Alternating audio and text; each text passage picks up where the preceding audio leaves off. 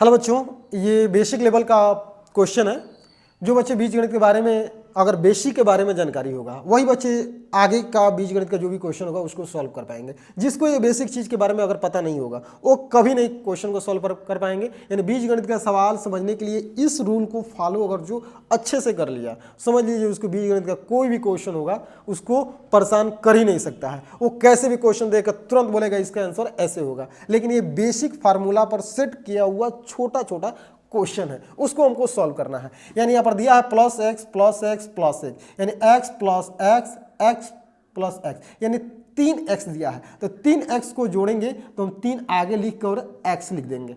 ठीक है, ये हो गया आपका प्लस 3x। अब यहाँ पे देखिए बहुत से ऐसे बच्चे होते हैं जो कहते हैं सर 3x दिया है तो यहाँ पर भी 3x होगा, लेकिन नहीं, जब बीच में गुणा रहता है तो उस पर घात में उसका जोड़कर लिखा जाता है। यानी घात में लिख कर जोड़ा जाता है, यानी 1 2 3 लिखा है, यानी x पर हम कितना x है 3, यानी 3 बार x है तो यही ऊपर लिखना है। अब ये बच्चे जो बच्चे जोड़ का और घटाना का यही मतलब है, जोड़ा और गुणा का। जोड़ में क्या किया जाता है, सब चीज़ जोड़ के और उसके आगे लिख दिया जाता है, और गुणा में क्या किया जाता है, सब कुछ जोड़ के उसके ऊपर घात के रूप में लिखा जाता है, तब जाके ये आपका आंसर सही होगा। बहुत से ऐसे बच्चे होते हैं जो गुणा और जोड़ का कन्फ्यूजन उनके दिमाग में रहता है, सर यहाँ पर 3x क्यों नहीं लिखे हैं, यहाँ पर 3x क्यों लिखे हैं। तो यार ये जोड़ है, तो जोड़ का मतलब ये होता है कि जोड़ कर उसको आगे लिख दिया जाता है। और गुणा में क्या होता है कि जितना होता है उतना के ऊपर घात लिख दिया जाता है, यानी जितना होगा उतना उस पर लिखते हैं। यानी हम इसको कह सकते हैं x पर 4 इंटू x पर 5 गुणे,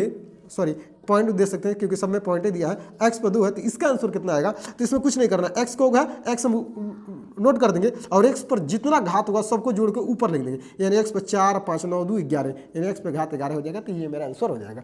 यानी कहने का मतलब होता है गुणा जो होता है, गुणा बीच में दिया हो तो घात जोड़कर ऊपर लिखते हैं, और आगे अगर दिया रहता है 4x 5x 2x तो इसको जोड़ के हम आगे लिखते हैं। यही अगर प्लस रहता और आगे दिया रहता तो हम यहाँ पर प्लस आगे 11x लिख देते हैं। खैर यहाँ आपका डाउट क्लियर हो गया। यहाँ पर करना क्या है, x का x लिखेंगे और यहाँ पे क्या हो जाएगा, मल्टीप्लाई हो जाएगा, यानी 3 दूनी 6, यानी x पर पावर 6, ये भी आपका आंसर सही हो जाएगा। यहाँ पर क्या है 3x प्लस 2x, यानी 3x यहाँ पर भी क्या करना है, जोड़ना है, तो ये भी समान चिन्ह है, प्लस है और प्लस 3x प्लस 3x, ये हो जाएगा आपका प्लस 5x, क्योंकि समान चिन्हों को जोड़ते हैं और वही चिन्ह लगाते हैं। यहाँ पर हो गया विपरीत चिन्ह, विपरीत चिन्हों को घटाते हैं बड़े में से छोटे को, यानी 5x में से 3x घटाएंगे तो यहाँ पर हो जाएगा आपका 2x, ये भी आपका आंसर सही हो जाएगा। अब यहाँ पर देखिए भाग करना है। भाग करने का सबसे आसान तरीका है, यानी कहने के मतलब 8 2 से 8 में काटेंगे तो 2 चौको 8 हो जाएगा, 4 हो गया।